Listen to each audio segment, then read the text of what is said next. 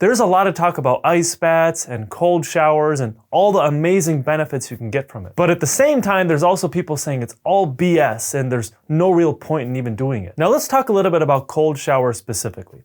Now a big pillar of this is a guy named Wim Hof, who is basically this freak athlete, and he can handle very different intense conditions. And I recently read his book, which is called The Wim Hof Method. And it basically has 3 pillars, which is immersing yourself in cold, and also this breathing technique, and also invoking a certain mindset. And part of the book had a chapter called A Cold Shower a Day Can Help Keep the Doctor Away. Now the way he recommends doing this is start with your warm shower like normal, but then end with it being cold. And you only have to do about like 15 seconds or so, and then every day you add a little bit more and try to get up to a minute.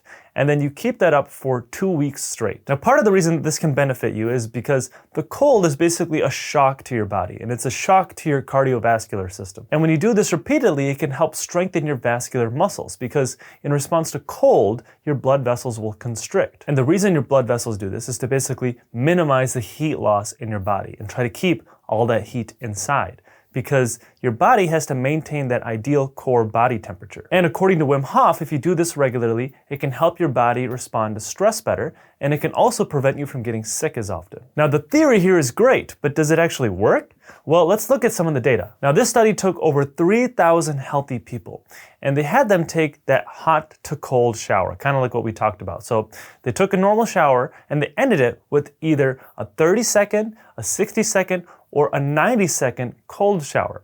And the 4th group was just a control group. So they had them do this cold shower for 30 days straight.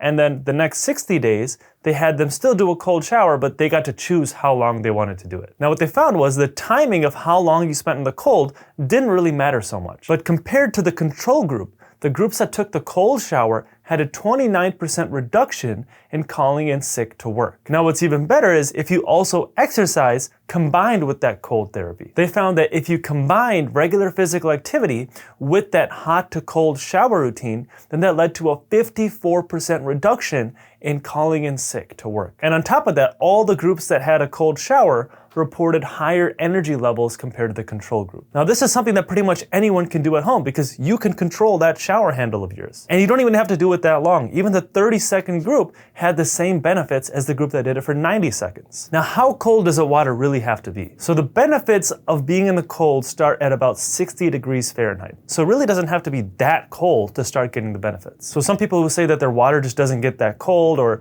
they can't really handle being in freezing cold, you don't have to make it that cold to get the benefits. Now I want to show you another study that was showing this similar hot to cold shower technique, but how it can improve your mental health. So this other study found that when people take a hot to cold shower, it can relieve a lot of depressive symptoms. Now granted, the people tested in this study did not get diagnosed with depression, but the study did mention that due to the high density of cold receptors in the skin, a cold shower is expected to send an overwhelming amount of electrical impulses from peripheral nerve endings to the brain. And this could result in an antidepressive effect. Now, does that mean that in every case if someone's depressed and they start taking a cold shower that they're magically going to be cured? Well, no. And a lot of this could also be a placebo, but we have evidence that it works, so it's worth a shot. I can tell you from my personal experience that I've been doing this for about a month now, where I've been taking my normal shower and then I've been ending it with about 30 seconds to a minute of being in the cold. And at first it was really hard for me. Like when that cold first hit my body, it was a big shock and I took this big gasp and I wanted to get out of there right away. But now when I do it, it's really not that big of a deal. Like I just end my shower with some cold and then I move around a little bit, and then when I feel like getting out, I get out. But I do feel genuinely better. I feel like my health has improved, and as soon as I get out of that cold shower, I just feel great. Now in terms of getting sick, I really can't say much because one, it's only been a month and I really don't get sick that often anyway, but I've been healthy. Now if you want to learn more about how you can literally never get sick, I'm putting a link in the description below where I talked specifically about that, so make sure you check that out. But moving on, a big part of Wim Hof's method is also on the breathing. So specifically, his method involves a short burst of hyperventilating, where you're breathing really intensely and really quickly, and this will induce some sort of stress in your body. Now, this may seem like a bad thing, but what the studies are showing is if you do this correctly and you just do this temporarily, that it can actually improve your health and even prevent you from getting sick. And also we have evidence that it can help your ability to fight off stress. So this study was looking at 4 different groups over the course of 2 weeks, and it was measuring their perceived stress levels. So there was a group that did just the breathing method from Wim Hof. There was also a group that did just cold therapy. And there was also a group that did both, a combination of breathing plus cold therapy, and the 4th group was just a control group. Now, the cold showers in this group were between 50 to 57 degrees Fahrenheit, just so you know. What they found is, over the course of the 2 weeks, the control group had the highest levels of stress. The groups that did either the breathing or the cold alone, their stress levels were slightly lower, but the group that did a combination of both the cold and the breathing had way lower levels of stress. So what was this breathing that they did? So basically it was 30 really big inhale and exhale. So they were doing 30 massive hyperventilating breaths. And then after the last exhale, they held their breath. And they basically held it until they got this medium to strong urge to breathe.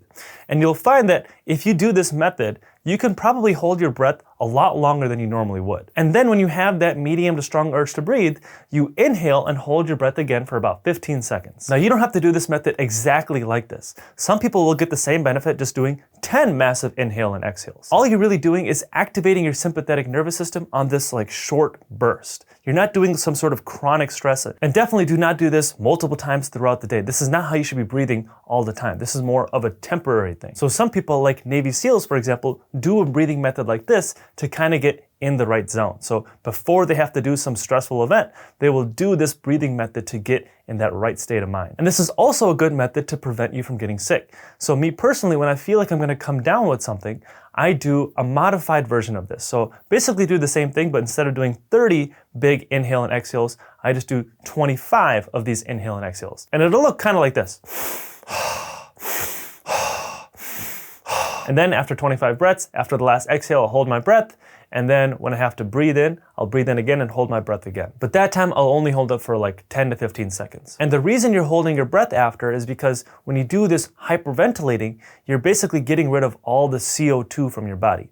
So you're holding your breath to allow your body to build up your CO2 to normal levels again. Now, just a side note, this is not something you should be doing in the shower, because when you do this hyperventilating, then you can get lightheaded and you might actually end up passing out if you do it too much. And you definitely do not want to pass out in the shower or any condition where you can harm yourself. So don't do it when you're driving, don't do it when you're in a pool or around water. Just do it in a safe environment. And if you want to do it before your shower, to kind of prepare for that eventual cold shower, that's fine. Just don't do it in the shower. So does a cold shower keep the doctor away? Well, probably not forever, but it can definitely help. Hey guys, you might have heard your dentist or your hygienist talking about gingivitis or periodontitis or periodontal disease and wondered what exactly is the difference between the two, or are they just trying to scam me or something like that? So basically, both gingivitis and periodontitis are versions of gum disease. So gingivitis is the most mild version